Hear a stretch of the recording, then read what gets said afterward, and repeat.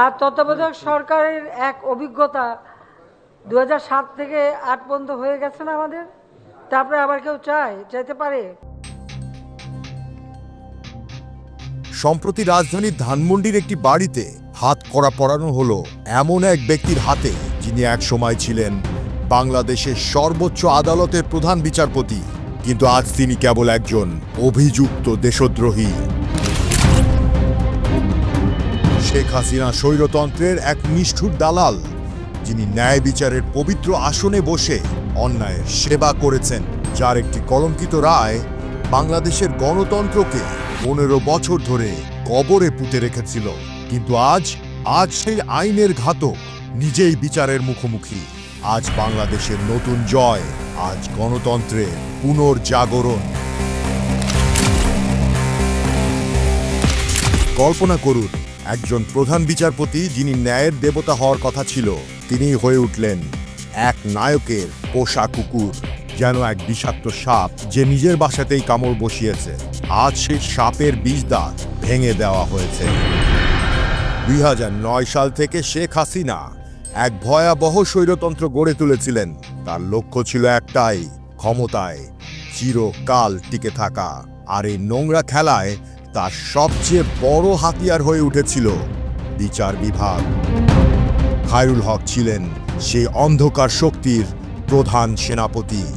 2011 সালের 10ই মে বাংলাদেশের ইতিহাসের এক কালো দিন। ওই দিনই খায়রুল হকের নেতৃত্বে সুপ্রিম কোর্টে ঘটে গেল এক মহা বিশ্বাসঘাতকতা। তত্ত্বাবধায়ক সরকার ব্যবস্থা, যে পবিত্র ব্যবস্থার অধীনে 1991, 1996, 2001 এবং 2008 সালে সুষ্ঠু নির্বাচন হয়েছিল। 2011 সালের 10ই মে বাংলাদেশ সুপ্রিম কোর্টের আপিল বিভাগ 13তম সংশোধনী, যেটা তত্ত্বাবধায়ক সরকার ব্যবস্থা চালু করেছিল, সেটিকে অসাংবিধানিক ঘোষণা করে। আওয়ামী লীগের নেতৃত্বাধীন সরকার ওই বছরই পঞ্চদশ সংশোধনী পাশ করে, যাতে করে তত্ত্বাবধায়ক সরকার ব্যবস্থা পুরোপুরি বাতিল হয়। ফলে পরবর্তী 2014, 2018, 2024-এর নির্বাচনগুলো দলীয় সরকারের অধীনে অনুষ্ঠিত হয়, শুধুমাত্র শেখ হাসিনার ক্ষমতার লোভ মেটাতে। খায়রুল হক সেই লোভের দাস হয়ে দেশের ভবিষ্যৎ নস্যাৎ করে দিলেন, জাতির সাথে করলেন বেইমানি। 2011 সালের বাংলাদেশ সুপ্রিম কোর্টের আপিল বিভাগের রায়, যেটি তত্ত্বাবধায়ক সরকার ব্যবস্থাকে অসাংবিধানিক ঘোষণা করেছিল, তা 7 বিচারকের বেঞ্চে হয়েছিল। পুরো প্রক্রিয়াটি 7 বিচারপতির ভোটের মাধ্যমে চূড়ান্ত সিদ্ধান্ত হয়। 3 জন বিচারপতি তত্ত্বাবধায়ক সরকার ব্যবস্থা বজায় রাখার পক্ষে মত দেন। 3 জন বিচারপতি একে অসাংবিধানিক ঘোষণা করার পক্ষে থাকেন। চিফ জাস্টিস ABM খায়রুল হক নিজের কাস্টিং ভোট বা নির্ধারক ভোট দেন অসাংবিধানিক ঘোষণার পক্ষে। এখানেই বিতর্কের কেন্দ্রবিন্দু, কারণ রাজনৈতিক মহলের বড় অংশ মনে করে খায়রুল হক তৎকালীন আওয়ামী লীগ সরকারের পক্ষে রায় দেওয়ার জন্য প্রভাবিত হয়েছিলেন। এই ধারণা আরও দৃঢ় হয় যখন রায় ঘোষণার কিছুদিন পর তিনি পদত্যাগ করেন এবং পরে সরকারি উচ্চ পদে ল কমিশনের চেয়ারম্যান হিসেবে নিয়োগপ্রাপ্ত হন। কিন্তু হাসিনার দালালি এখানেই শেষ নয়। 2020 সালে এই কলঙ্কিত বিচারপতিকে আন্তর্জাতিক অপরাধ ট্রাইব্যুনালের বিচারক হিসেবে মনোনীত করার চেষ্টা করা হয়। বিশ্বব্যাপী মানবাধিকার সংস্থাগুলো চিৎকার করে উঠেছিল। এশিয়ান হিউম্যান রাইটস কমিশন বলেছিল, খায়রুল হকের ICC নমিনেশনের বিরোধিতা করতে হবে ন্যায় বিচার ও ICC সততার স্বার্থে। এশিয়ান হিউম্যান রাইটস কমিশন প্রকাশ্যে বলেছিল যে খায়রুল হকের ICC মনোনয়নের বিরোধিতা করতে হবে, কারণ তার বিচারিক রেকর্ড ন্যায় বিচার ও স্বাধীনতার মূল নীতির বিপরীত। তারা বিশেষভাবে উল্লেখ করেছিল যে তত্ত্বাবধায়ক সরকার বাতিল এবং শেখ মুজিবুর রহমানকে স্বাধীনতার ঘোষক হিসেবে ঘোষণা দুটোই রাজনৈতিকভাবে পক্ষপাতপূর্ণ রায়, যা ক্ষমতাসীন আওয়ামী লীগকে খুশি করেছে। মানবাধিকার গোষ্ঠীগুলো অভিযোগ করে যে এসব রায়ের পেছনে অর্থনৈতিক ও রাজনৈতিক লেনদেন ছিল। এছাড়া খায়রুল হকের নাম আন্তর্জাতিক আদালত আইসিসি এর কোনো একটি পদের সম্ভাব্য প্রাপ্তি হিসেবে সুপারিশ করা হয়েছিল। আইসিসি হলো এমন একটি সংস্থা যার মূল লক্ষ্য আন্তর্জাতিক অপরাধে ন্যায় বিচার নিশ্চিত করা। সেখানে একজন বিচারকের সততা নিয়ে সামান্যতম প্রশ্ন থাকলেও সেটা আদালতের বৈশ্বিক বিশ্বাসযোগ্যতাকে ক্ষুণ্ণ করে। তাই Asian human rights commission AHRC মনে করেছিল খায়রুল হকের নিয়োগ হলে সেটা আইসিসি এর ভাবমূর্তি ধ্বংস করবে। এদিকে change.org-তে একটি পিটিশন দাখিল করা হয়েছিল। পিটিশনের মূল শিরোনাম stop appointment of Khairul Haque to the ICC, যার বাংলা অর্থ দাঁড়ায় খায়রুল হকের আইসিসি নিয়োগ প্রতিরোধ করুন, কারণ তিনি বিচার বিভাগীয় নৈতিকতা, দক্ষতা এবং নৈতিক মানদণ্ড মেনে চলতে ব্যর্থ হয়েছেন। সৌভাগ্যক্রমে বিশ্বের মানুষের চাপে সেই নিয়োগ হয়নি। কিন্তু খায়রুল হকের বিশ্বাসঘাতকতার পরিণতি কি হয়েছিল? শেখ হাসিনা হয়ে উঠলেন এক নিষ্ঠুর স্বৈরাচার। পরবর্তী 15 বছর ধরে হাসিনা বিচার বিভাগকে তার ব্যক্তিগত হাতিয়ার বানিয়ে ফেলেছিল। প্রধান বিচারপতি SK সিনহাকে জোর করে দেশ ত্যাগে বাধ্য করা হয়েছে। বিরোধী দলের নেতাদের বিরুদ্ধে 40 লাখ মিথ্যা মামলা দায়ের করা হয়েছে।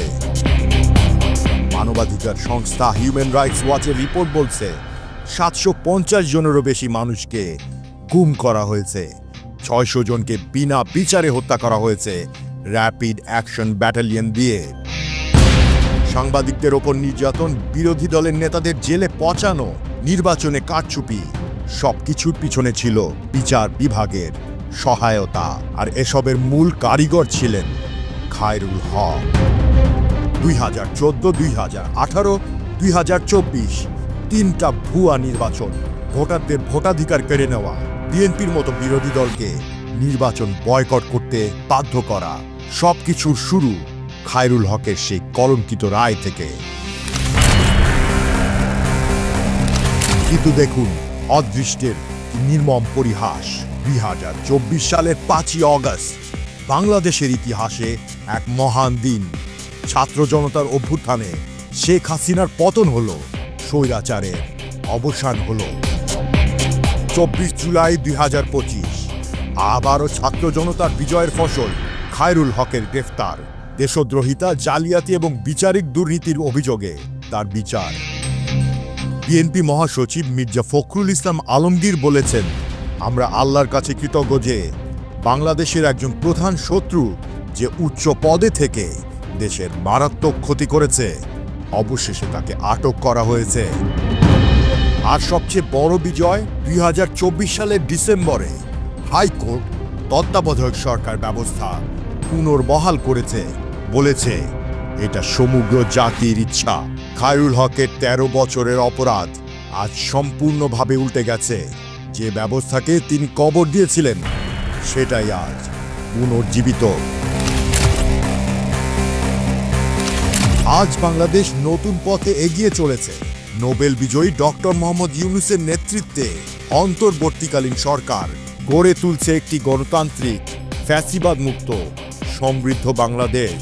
বিচার বিভাগের সংস্কার, নির্বাচন কমিশন পুনর্গঠন, পুলিশ বাহিনীর সংস্কার, দুর্নীতি দমন, সকল ক্ষেত্রেই চলছে মহাপরিবর্তন। ABM খায়রুল হকের গ্রেফতার শুধুমাত্র একজন দুর্নীতিবাজ বিচারপতির শাস্তি নয়, এটি পুরো জাতির কাছে একটি বার্তা। যারা ক্ষমতার লোভে দেশের সাথে বিশ্বাসঘাতকতা করে তাদের জন্য অপেক্ষা করছে শুধু অন্ধকার আর অপমান। আর যারা সত্যের পথে থাকে, ন্যায়ের পথে লড়াই করে, তাদের জন্য রয়েছে বিজয় আর গৌরব। নতুন বাংলাদেশ এগিয়ে চলছে।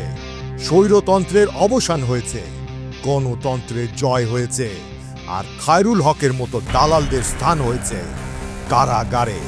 এখানেই বিজয় হয়েছে জাতির। এখানে আবারও প্রমাণিত হয়েছে জনগণই সকল ক্ষমতার উৎস। ভিডিওটি ভালো লেগে থাকলে লাইক, শেয়ার এবং সাবস্ক্রাইব করুন। কমেন্টে আপনার মতামত জানান। তথ্যধারার সঙ্গেই থাকুন। সবাইকে ধন্যবাদ।